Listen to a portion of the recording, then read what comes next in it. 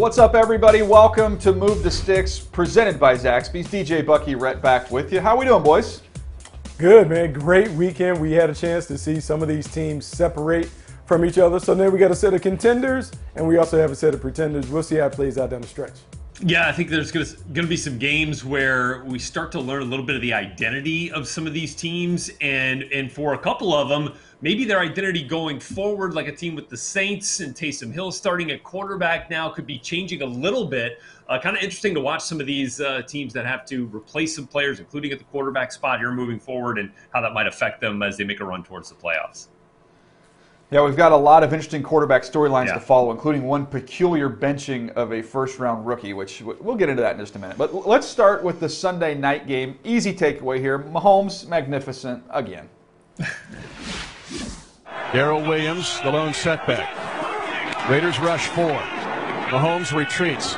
Steps up into the pocket. He throws it late for the end zone. Kelsey wide open. Touchdown! Kansas City. Why not? Mahomes to Kelsey again to take the lead on a 22-yard touchdown pass. Mitch Holt is as good as it gets there. Great call on that one. But look, this is a game where I thought the Raiders really played pretty perfect on offense. When you look at what they're able to do, they get over 30 points. Their quarterback, Carr, only gets hit one time. He plays a phenomenal game, making good decisions, throwing the ball accurately. The weapons between Aguilar and Waller making plays all over the field. They ran the ball physically with Josh Jacobs. And at the end of the day, Buck, all that being said, not enough. Just not enough, because you got a franchise quarterback in Pat Mahomes. And I think if you're the Raiders, you feel good about who you are and you know the identity of your team, but you feel bad because you're in a division with arguably the best quarterback in the game. And Pat Mahomes, with 90 seconds left, is too much time. And what he does is he does what the epitome of all franchise quarterbacks do. They break your heart at the end of games when you give them extra opportunities. The Raiders gave him one more opportunity. He cashed it in, and the Kansas City Chiefs are sitting pretty at the top of the AFC West. Yeah, and so it leaves you wondering, right?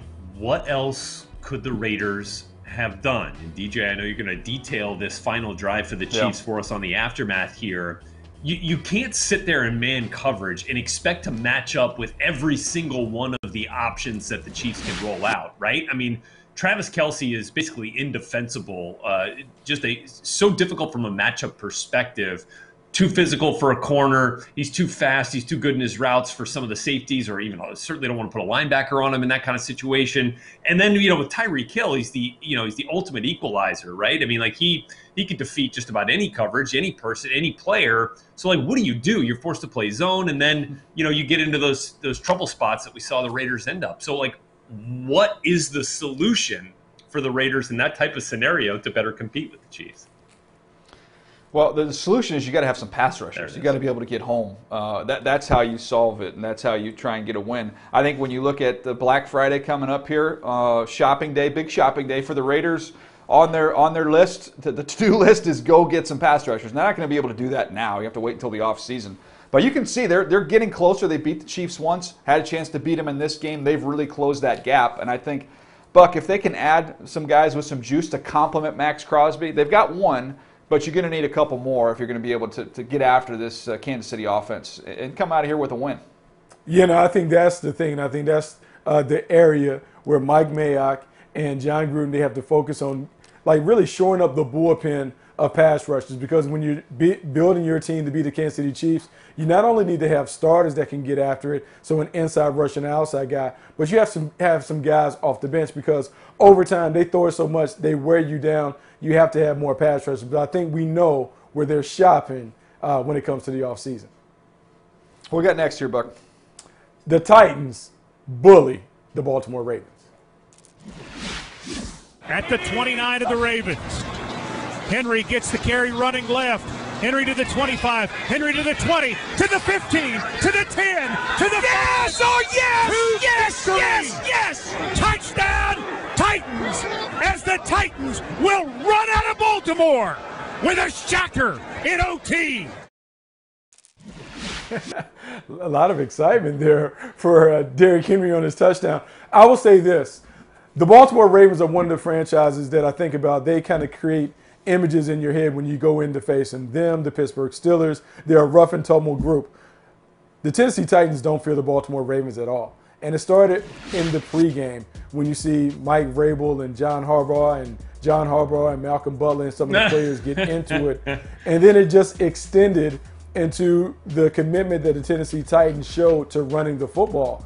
They basically did what the Baltimore Ravens do to a lot of teams. They wore them down, and in the fourth quarter, they knocked them out. Derrick Henry had 80-plus yards in the fourth quarter in overtime. After being relatively contained for most of the game, the size, the physicality, the toughness that the Tennessee Titans showed against the Baltimore Ravens, it showed up in the late stages of the game, and it's one of the reasons why they were able to knock them out late.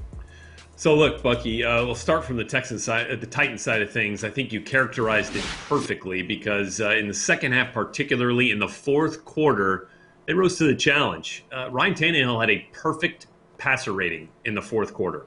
He was, I think he ended up with just about 100 passing yards in the fourth quarter, a touchdown, no picks. Derrick Henry, you mentioned the yardage, 7.5 yards a pop in the fourth quarter in overtime. That is being at your best when the game is on the line. And then you go back to the physicality of this thing, right? You talk about bullying the Ravens. You saw it with Derrick Henry in the walk-off winner in overtime. How about A.J. Brown? Right, breaking 4 tackles on that touchdown. That dude does not look like a receiver. He does not run like a receiver. He is a receiver only in title. He's really good at catching the football. I mean, like, that is to me emblematic of the mentality and the mindset of the Titans that you were talking about right there. And then on the other side for the Ravens, DJ, I keep coming back to it. It sounds like a broken record, but I'm like, just something isn't right with the Ravens passing attack, and it really hasn't been since week 1, especially in the last month or so. They haven't gotten above the 30-point mark, which is what they averaged points per game wise last season to lead the league in scoring offense. Dez Bryant, by the way, caught his first pass since 2017. He led all Ravens receivers in receptions. Meanwhile, Marquise Brown's sitting here with 3 targets, 0 catches. What gives? Well, we've talked about it. I mean, this was the analogy that we used last week, and that is it's the Abraham Lincoln offense. It's the top hat. You can go shallow on the outside. You can go vertical down the middle. It's just Abraham Lincoln's hat. That's what the passing chart looks like. So they're going to have to find ways to get more things involved in the middle of the field. Usually that's with tight ends. But I'd like to see, we were talking about this offline, Rhett, being able to get Marquise inside and let him work the seams. Because him being outside and vertical doesn't do anything for you because that's not where Lamar Jackson's very comfortable throwing the football. The other thing I would add after watching this tape, I thought the Ravens, especially like Marcus Peters, he likes to peek and he likes to gamble a little bit, and I thought they caught him peeking in the backfield. They were able to get him off balance a little bit, and that's where Corey Davis had some success against him. But this is a Baltimore team now. They're set up here with this Thursday night game, and as we're recording this, there's some news out there saying that they could have a COVID issue with the Ravens where they could have some guys down, and there's just not enough time to get some of these guys back if that's what it looks like for a Thursday night game. Yeah. And look, the division's out of the way. In my opinion, the Steelers have that all but wrapped up, but you're fighting for your playoff life now. And Buck, as I kind of get to you, actually, I think I've got the next one actually myself here. No, it's you, Rhett. You're up next. You're up next. No, but to me, when you take away Yanda and you take away Ronnie Stanley and you take away you end up making some moves. Boyle being out was your most physical tight end. They traded Hayden Hurst. This team doesn't look anything like the offense we saw last year, Rhett. No, you're absolutely right. And, the COVID issue you're talking about, they're having multiple positive COVID-19 tests. They're shutting down their practice facility. And, again, they are 3 days away from suiting up against the Steelers on the Thanksgiving nightcap. Yeah, let's just hope that they can figure this thing out, that everybody's okay, and that they're okay enough to end up still playing this game on Thanksgiving night. Okay, I'll get us to takeaway number 3, and that is not a finished product, but Taysom can start. Hill will be under center here. 3 receivers spread to the left. Now Traquan Smith motions. Hill fakes the handoff, looking to throw. Running out to his left, looking downfield. He's going to tuck it and run at the 10, the 5. Touchdown, Taysom Hill! Deuce, you get down in the red zone, and boy, he is a weapon. They had a spy on him, and he just simply outruns him. Well, it's good to see that part of Taysom Hill's game didn't leave the game plan for Sean Payton. He had 2 rushing touchdowns in this game, was still a big-time threat with the ball in his hands, running, using his athleticism. I like to see that. He had some really good throws in this game. And DJ, again, I know you're going to highlight a couple of those in an XO for us on the Aftermath, 3 o'clock Eastern time over on NFL Network. But here's the question that I have. Why did people think that this was going to be a disaster? Like, why did people think that Taysom Hill starting for the Saints, after he's been there for a few years now, I think since 2017, with Sean Payton, why did they think that Sean Payton was going to trot out a train wreck to start at quarterback against this Atlanta Falcons team? DJ, we thought last year that they might turn to Taysom Hill instead of Teddy Bridgewater when Drew Brees went down. And that's because of some of the things that we'd seen Taysom Hill do in practice. Even if you go back and you look, as crazy as it sounds, you go back and look at some of those quarterback competitions. You know, like day in and day out, he was beating Teddy Bridgewater. He's got accuracy. He can make some big-time throws. Now, did he struggle a little bit in this game at times? Yeah, he was a little indecisive. He held the ball a little long on a couple throws. He made some really ugly deep throws, one in particular to Emmanuel Sanders that actually ended up getting caught. But Mike Silver is going to tell us in the Aftermath that he had a conversation with Sean Payton. He said he knew Taysom was going to be okay because after that, he went over to the sideline and Taysom was walking up and down saying, hey, has anybody ever seen an uglier deep ball than the one I just threw out there? You know what I mean? So, like, look, there's plenty to work on for him, but this isn't yet a Tom Brady, Drew Bledsoe situation here for the Saints with Drew Brees still a couple of weeks out. But I don't have a whole lot of doubt that Taysom Hill can start in this Saints offense and they can win games.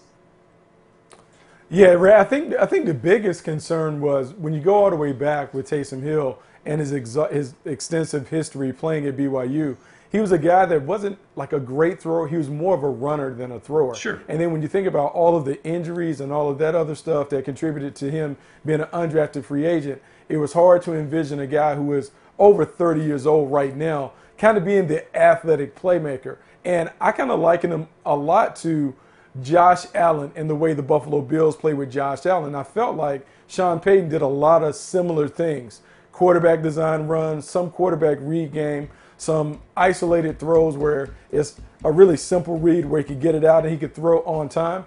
He will have to continue to advance. But yeah, Sean Payton knows this guy and talking to people in that building. Sean Payton has a tremendous amount of confidence in Taysom Hill. So he was determined to make this work, and it certainly worked out against the Atlanta Falcons. The thing will be, how does Taysom Hill continue to evolve as teams get more film on him playing as a full-time quarterback? But it was a very solid and impressive performance.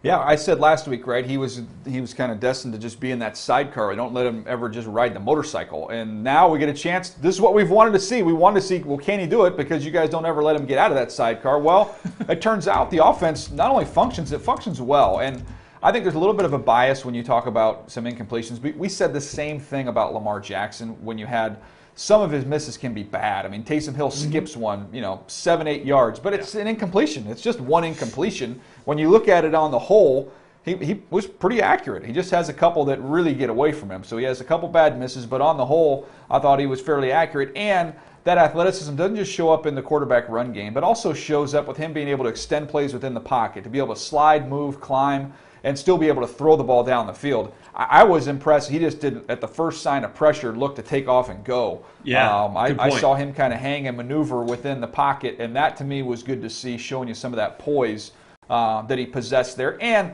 Buck, I'll get to you on this, because when you look at Drew Brees, that offense operates best when the ball is out, right? It is 1, 2, 3, ball is gone. The longer you hold the ball with Drew Brees, the worse things are going to get. With Taysom Hill, it's like the opposite. I know he held the ball a little bit too long, took a sack here or there, but man, Michael Thomas has got time to line up on the right and work all the way over across the field, because Taysom Hill can buy you all that time. Yeah, it was really interesting because I wondered how his starting at quarterback would impact the receivers, Michael Thomas and Emmanuel Sanders. And very early, it was apparent that they were targeting Michael Thomas. He was the primary read on a lot of throws. The other thing that showed up, Taysom Hill did a pretty good job of throwing the ball over the middle, meaning inside the numbers, those deep dig routes. He hit a few different times, not only on time, but climbing in the pocket and kind of delivering it while he was on the move. And so as I think about this offense and I think about maybe what Sean Payton wants to do, he is going to incorporate this running game, because when you go back and you look at the Saints, whenever they've been a team that has been able to make a long run in the postseason, it's because the running game was a big part of it. He adds a dimension to the running game that will allow them to get back to being that balanced but physical team that Sean Payton really, really wants. And DJ, last thing. Go ahead, Red. Last thing I'll get to on this. You mentioned Taysom. First inclination versus pressure was not to just tuck tail and run.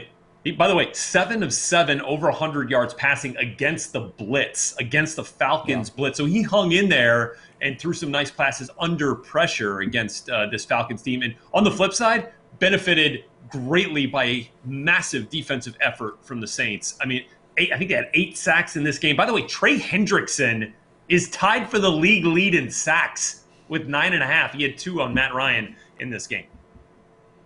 Well, we'll get to it another day on another podcast. Bucky can tell you how impressive those Trey Hendrickson sacks have been. We've had this conversation offline, right? But it's a teaser. We'll save that for another day. All right, we'll get to my fourth takeaway here, and that is a bad idea to bail on Tua.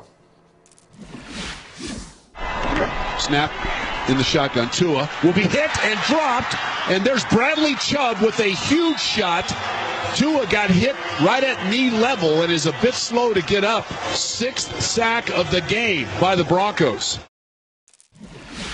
Yeah, on that sack right there, what you had was a miscommunication between Eric Flowers at the guard and you had Austin Jackson. They did not pass it off. It was a clean run through.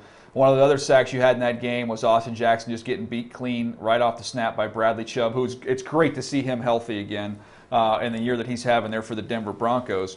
But, I watched the tape, and what I saw when I watched it was Tua missing more throws than, you would like. I mean, he had some guys open. One, he climbs up in the pocket, extends. It's probably a touchdown. He overthrows it. Some other balls where I thought he identified coverage. I thought he delivered the football where it was supposed to go. He was off a little bit and had a handful of throws I think he'd like to have back.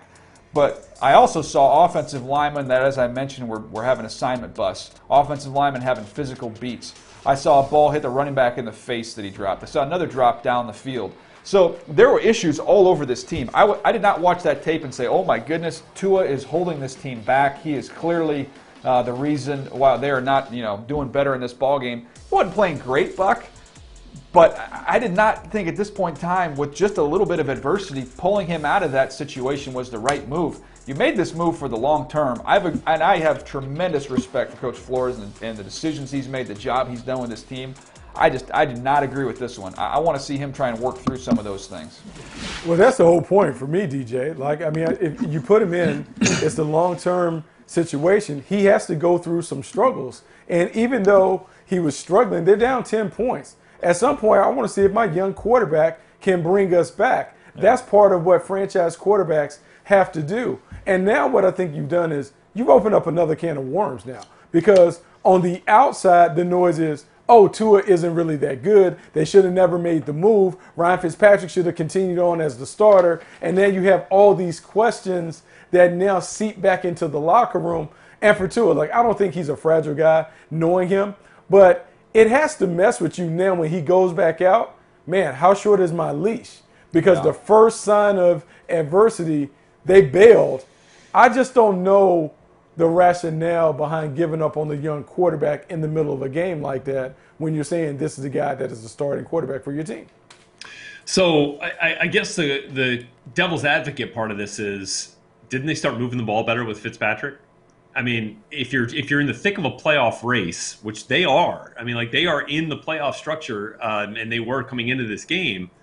If you're the head coach, if you're Brian Flores, don't you owe it to your team to do whatever you can, what you feel like is best to get your team a victory? Then why did you pull him in the first place? That's what I mean. Because you weren't thinking short term. You're thinking big picture, long term. That's why you made this decision. So you've gone from big picture, long term to now. Oh, why? I disagree. I think that the move to Tua short term was Flores recognizing that Tua could give them the better shot and with the higher ceiling to win more games right now than Ryan Fitzpatrick ultimately could. And then in the framework of this game, it's the same exact situation. You're not also going long term here.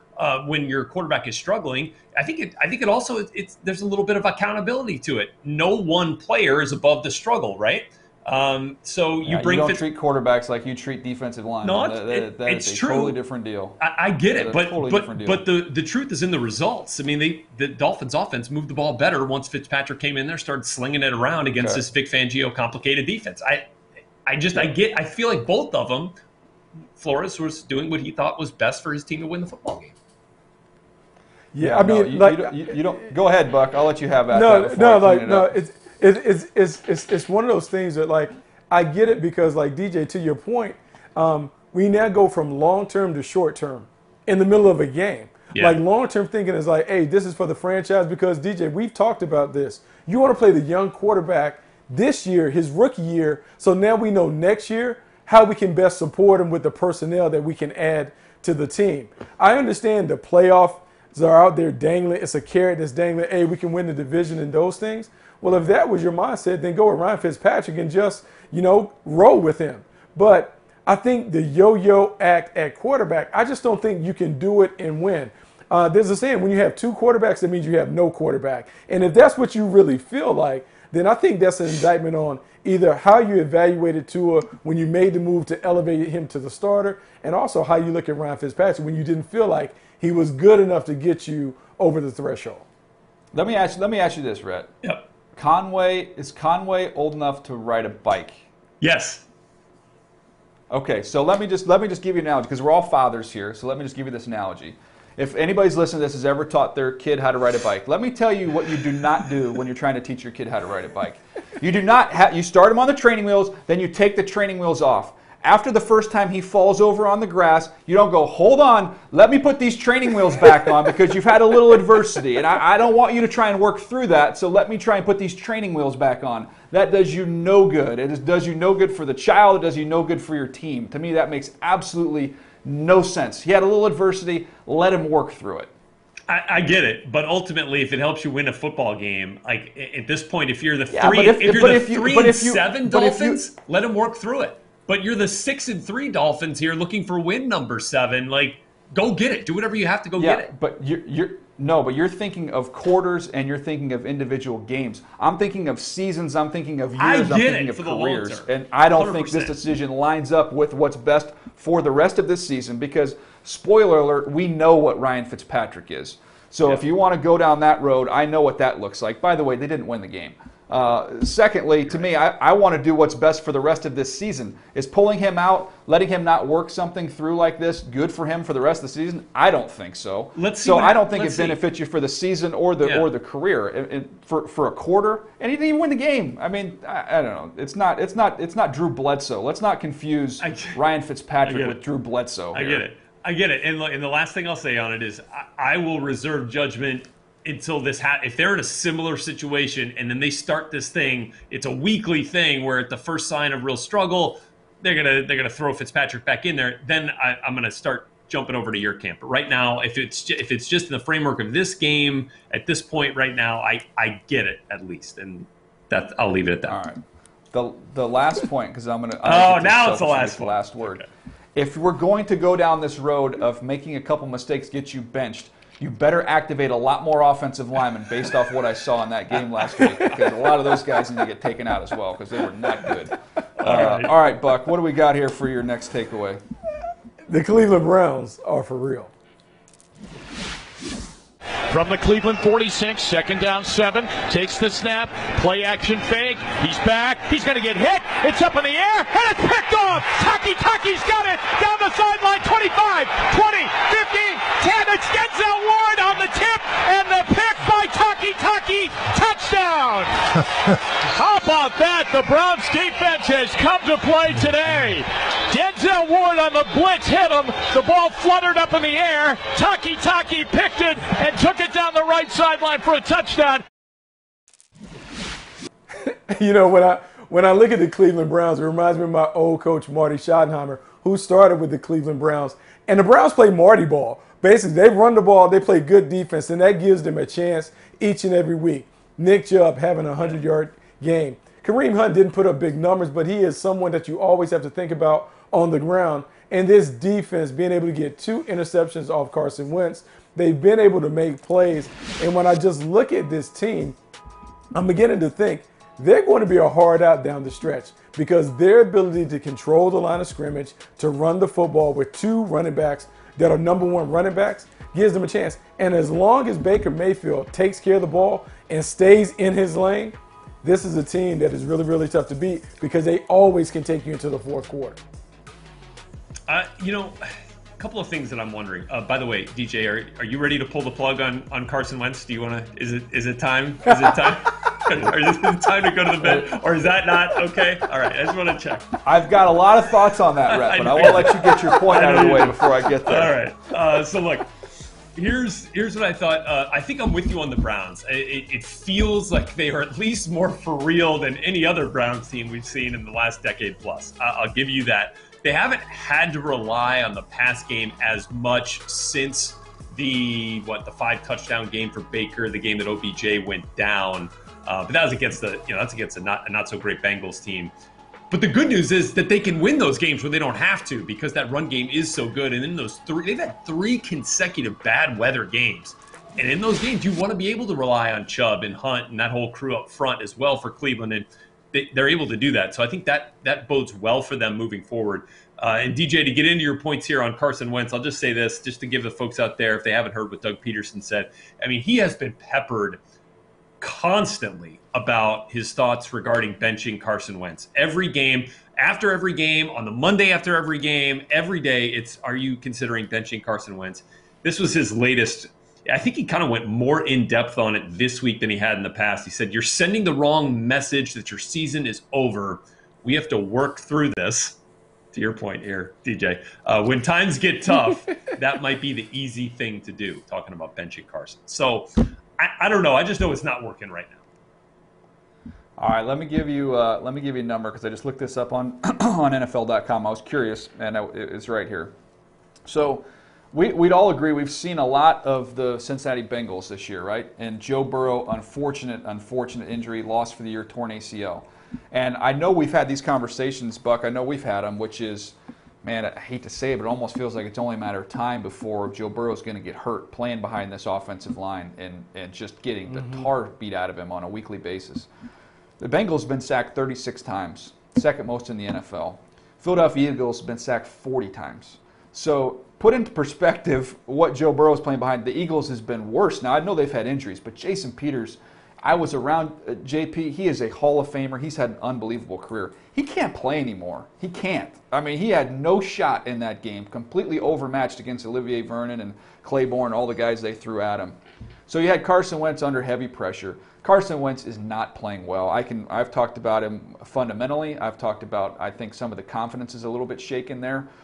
But I'm almost just looking at 2020 and saying, okay, he's not going anywhere in 21. You look at the finances, he's not. He's going to be back there next year. So they have got to figure out a way to get that fixed with the offensive line getting healthy, bringing in some new bodies. At some point in time, you can't keep counting on guys that get hurt. So you're going to have to bring in more reinforcements along that offensive line. We'll see what happens with them in the coaching situation, but I could see them saying, okay, we've got to streamline that. There's a lot of voices in his ear. I think it's a doable thing. I think if you can get him better protection, I think he's got some good weapons around him if they can stay on the field. Carson Wentz can do it. We've seen it not just in 2017. We saw it last year with the way he played with all those guys. But they were competitive up front. They are not competitive at all along the offensive line right now. So I think it's easy sometimes to just say it's the quarterback, it's the quarterback, it's the quarterback. But they stink up front. I mean, they are bad up front. Yeah, I mean, I think it's collective effort. I think they have been poor in a lot of areas. You talk about up front, I think Carson Wentz is really holding on to the ball too long. And I think from a coaching standpoint, I don't believe Doug Peterson and the staff have really done a great job of putting together game plans that made the game very easy for Carson Wentz. And I know that's something that's easier said than done.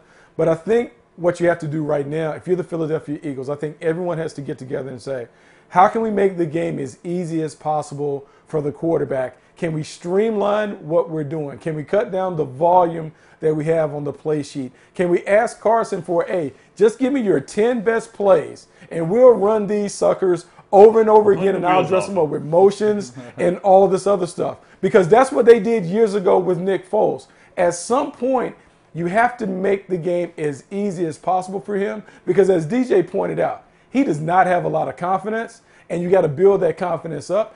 And if you do take him out, what is the upside? You take him out. DJ talked about the financial. He's going to be your quarterback next year. There's no benefit to taking him out. You got to figure out how to work through this rough moment. And you're still number one in the division. So you got to figure it out. Like you got to figure it out. Every team in the division sitting there at the same number of wins in the win column. Wow. 3. Every team with a shot at it. Carson Wentz, by the way, the only quarterback this year that has started every game that is yet to achieve a 100-plus passer rating. Wow. Oof. Yeah. Not great. All right, I'll get us to the last sixth takeaway here. And that's the fact that in one of the best games of the day, we are again going to hear from the Colts and the Packers when it's all said and done. A 39-yard field goal from Blankenship to give the Colts the win out of the hold of Sanchez. Luke Rose to snap it. Here's a snap, ball's down. Kick is on the way, and it's through! It's through! It went in! It went in! And the Colts win it! A walk-off winner for Rodrigo Blankenship. The Colts win 34-31 in overtime. Yeah, they were pretty fired up after that one, and rightly so. It's a big win over a team that came in, I think, top seed in the NFC, in the Green Bay Packers. Jim Irsay is so fired up, the Colts owner. He got on the post-game Zoom conference, I think a little unprompted, I think a little improv there. He gets on and he says it's the most exciting win they've ever had at Lucas Oil Stadium and the best defense that he's seen from the Colts since 1995 when they made a run to Super Bowl that year. So, look, it was definitely one of the best games of the day. And I'll say this, I think there are good things from both teams. And I think there are things about this game that lead you to believe that both of these teams are going to have a say when the postseason begins in January. Packers scored 28 in the first half against one of the best defenses in football. Then that defense turns it around in the second half and didn't allow the Packers to score another point until the last drive when the Packers had to drive down and get a field goal to send it to overtime.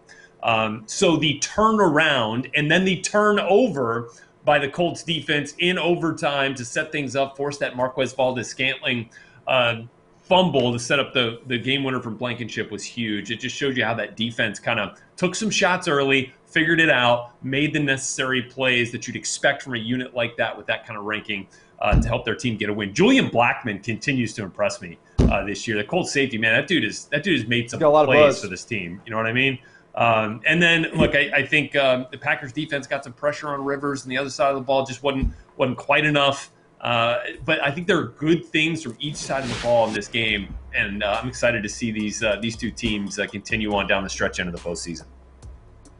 Yeah, I'm really excited about the Colts defense. I think it's a bit of a deja vu factor because this defense that they're playing is Tony Dungy's defense, and when you look at Matt Eberflus and you look at his centers of influence, he will count Tony Dungy and Rod Marinelli. And I think what they've done is they've taken a really good scheme and they've got the perfect personnel for it. DeForest Buckner up front is worth every penny that they got, that they're paying him. $21 million. He's a dominant player up front. Darius Leonard doing things at the second level. This secondary doing a great job of playing this vision and break defense. And what DJ always talks about on the podcast shows up when I look at this team. Fast teams force turnovers. And they are the fastest defense, one of the fastest defenses that I've seen in the National Football League. It is not a coincidence that they knock the ball loose because, man, they play with great effort, but they are so athletic that they just make things happen because they overwhelm you with their speed. Yeah, last thing to cap it off here. You guys nailed all the points here. To me, the last thing is they went out and made the move in the offseason, paid Phillip Rivers $25 million because they knew they would find themselves in some games that would make their way into the 30s. Even with this great defense the Colts had, this game was in the 30s. You needed some firepower offensively to win a game like this. So for the turnovers and some of the issues that are going to come along with Phillip Rivers, he gives you a chance in games like this, and you can't win a championship unless you can find your way to win some of these games that end up north of 30. And I think this game was a great example of why Chris Ballard, hey, tip of the cap, took a chance there, went out and brought in Phillip Rivers, and so far it's working.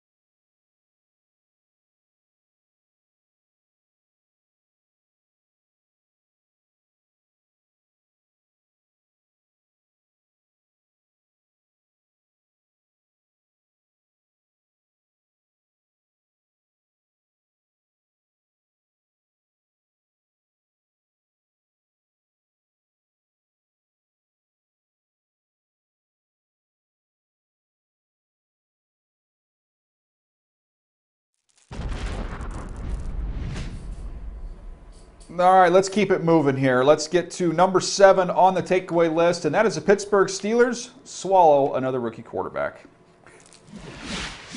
2nd down 9 for the Jags at the 11 of the Steelers. Shotgun snap. Luton back. Big rush. Batted into the air, and the pass is intercepted. Minka has it at the 5, 10, 15, 20, 25, 30. And he's knocked down by Robinson as he gets out over the 35-yard line near the 40. It was tipped over the middle of the field. Yeah, we saw the Pittsburgh Steelers kind of welcome Joe Burrow to the division with the way they got after him, and that was the first overall pick. You figure with a 6th-round pick in Jake Luton, it was going to be a tough sledding for him and this Jacksonville team that's still very much in the mix for the number 1 overall pick. But, Buck, yeah, I think of you every time when we talk about it, right? Tips and overthrows. Who takes advantage of more tips and overthrows than the Pittsburgh Steelers?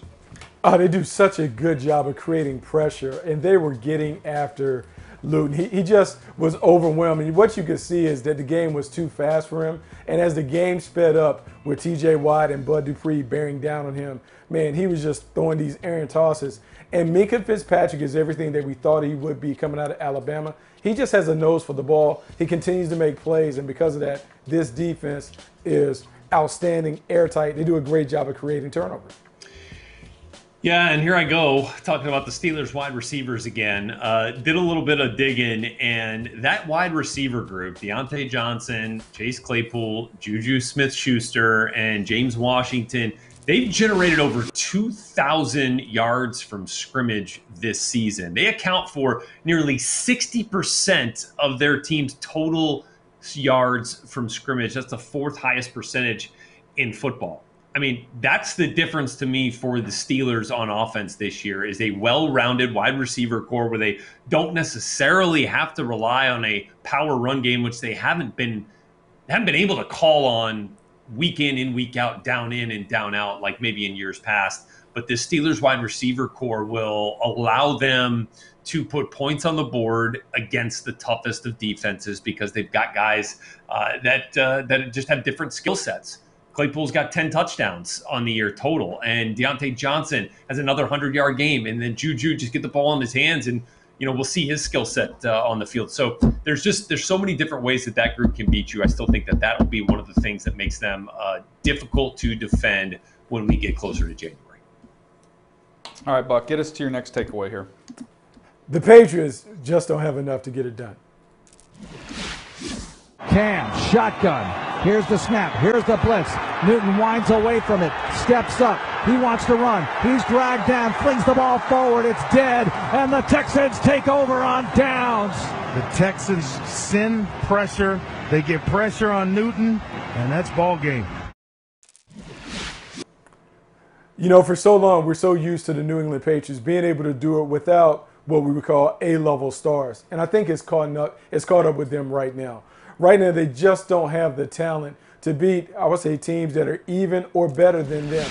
And a lot of it is not only the offense, because we could talk about the weapons or the lack of weapons at wide receiver, but defensively, this is not the same group. They can't get after the passer. They're having a tough time staying in coverage. And when I watched this game, Deshaun Watson was able to do whatever he wanted to do. They didn't have an answer. And even though Cam Newton had 300 yards, and that's fine, the defense let this team down. And I just don't know if Bill Belichick is going to be able to right the wrongs from the personnel issues that they have on both sides of the ball. Yeah, this looks like a 500 football team, kind of at best. This is an 8-win football team. And I think that's kind of what the expectation, all the opt-outs, obviously moving on at the quarterback position, was going to be an adjustment there. So I think this is almost kind of what we thought. They're 4-6 football team, kind of marching their way towards 7 or 8 wins. That's just where they are right now. They're going to have to hit in the draft. They're going to have to be a little more active in free agency. The good news is I think salary cap wise, as Bill Belichick has mentioned, they'll be in a little bit better spot going forward. All right, Rhett, what's your next takeaway here? Oh man, it was a bittersweet day at FedEx Field. Single receiver out to the left, Drew Sample. Burrow back to throw. From the 2, loops it high downfield. Leaping attempt by Boyd. Broken up by Fuller. And after gaining 7 yards on the first play, Joe Burrow is down. Joe's hurt. And he's grabbing his left knee, and he's in pain. Oh, God. Allen, I think, put the hit on him, and Joe Burrow released this football. Looks like Joe Burrow's in trouble. just an awful scene. You know, there at FedEx Field in Landover, Maryland. And for the Cincinnati Bengals, another top pick goes down with a season-ending injury. I mean, look, you go back to Kijana Carter, right, who busted his Achilles before he even really played a regular season down. And of course, you had Carson Palmer in the playoffs against the Steelers.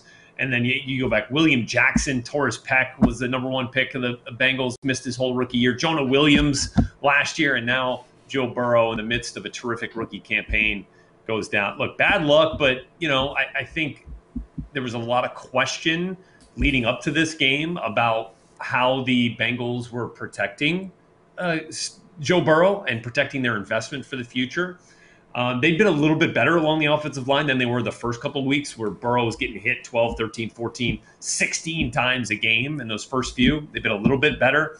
But here's the thing, like, even if they had protected really well and they had one of the best offensive line, that still can happen because Joe Burrow's a guy that does not take his eyes do not come off his receivers downfield to come down to the rush. They just don't do it. He is that kind of mentality.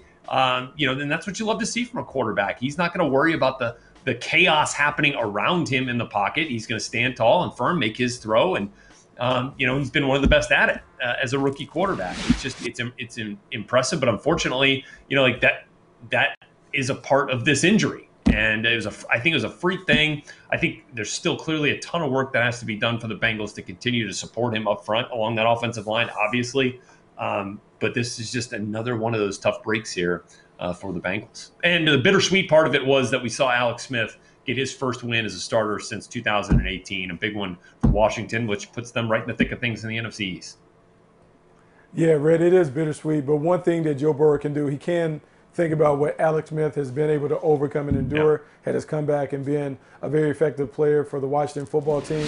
I would expect Joe Burrow to bounce back and be just as good, if not better, than he has displayed already during his rookie campaign.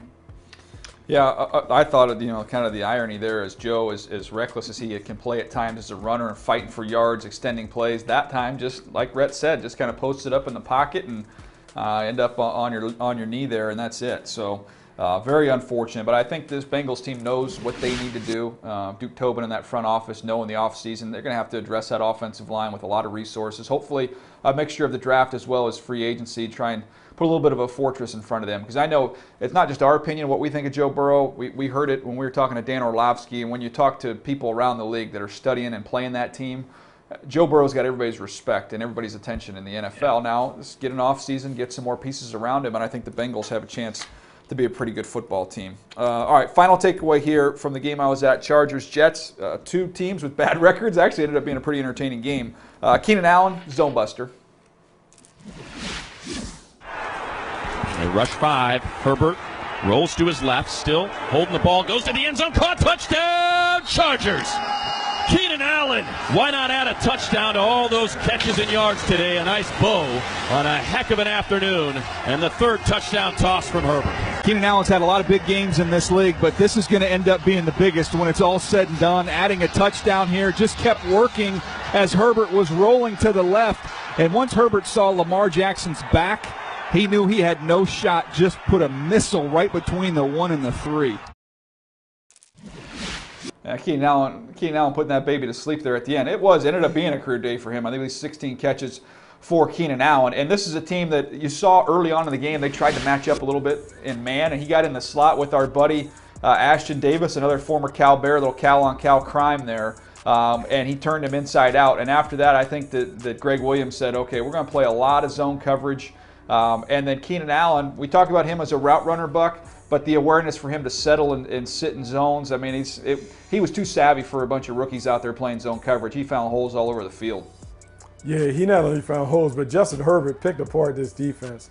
I think you just walk away more and more impressed with Justin Herbert. If I'm the LA Chargers, man, I feel great. I sleep great at night because I know I have a franchise quarterback.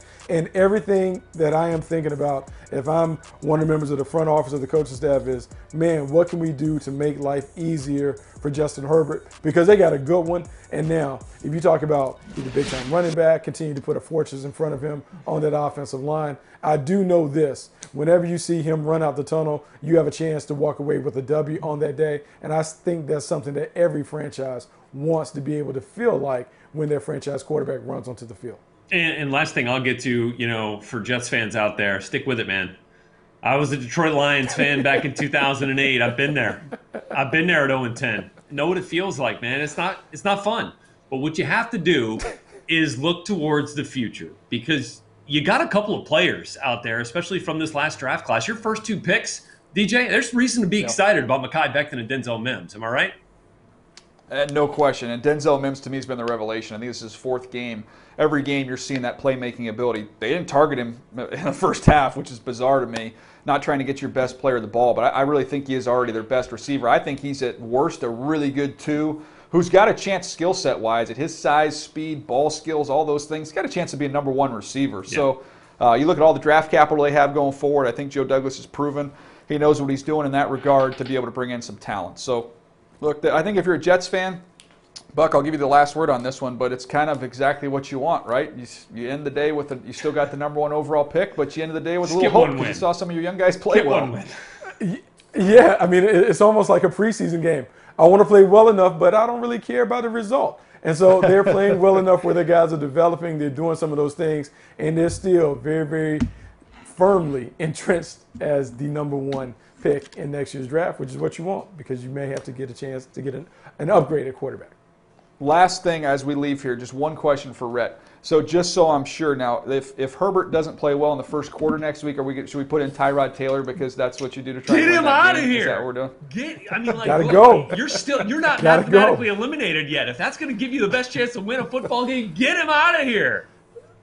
Oh, you're the best. This was fun today, man. We got a little spirited conversation on the show. There's our 10 takeaways. You have them right there. We could have done 20. This is a great week of football.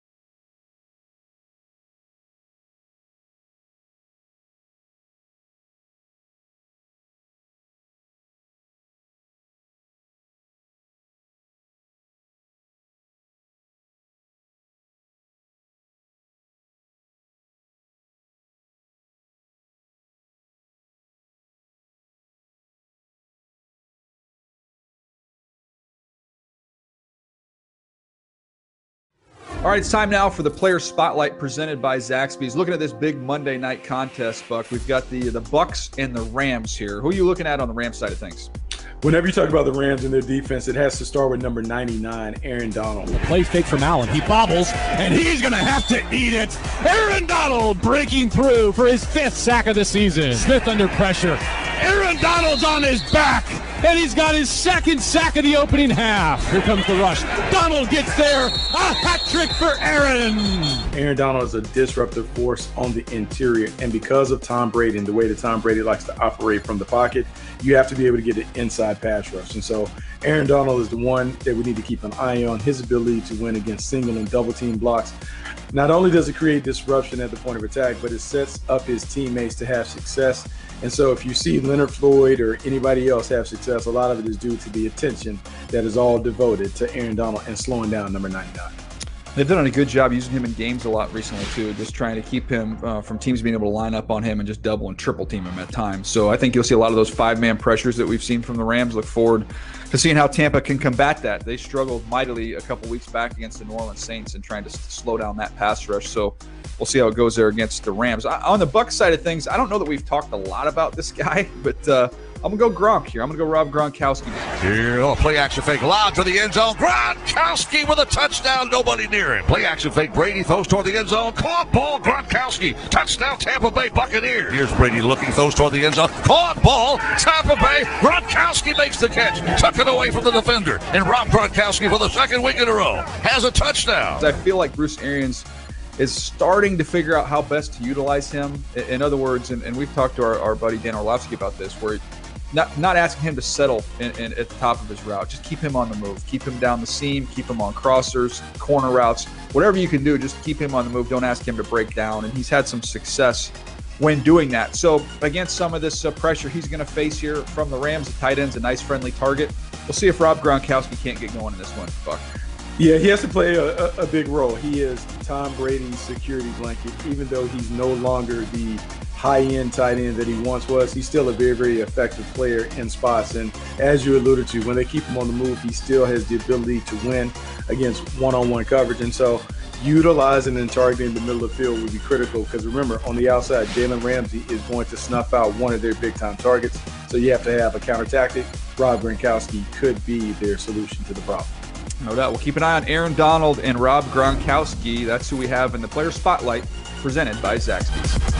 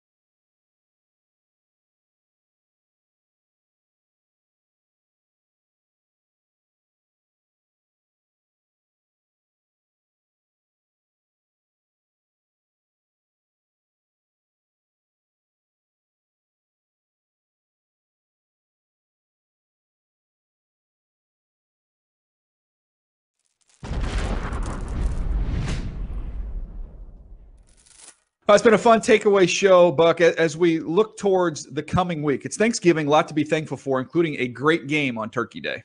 Yeah, great game. You talk about an AFC North rivalry, one that you've been involved in. The Pittsburgh Steelers, the Baltimore Ravens. We understand how both of these teams go about their business. Physical, aggressive, nasty teams. And with the Pittsburgh Steelers being at the top of the division, the Baltimore Ravens needing to close ground, this is one that will be must-see TV. And I can't think of a better way to spend the holiday than watching these two teams go at it.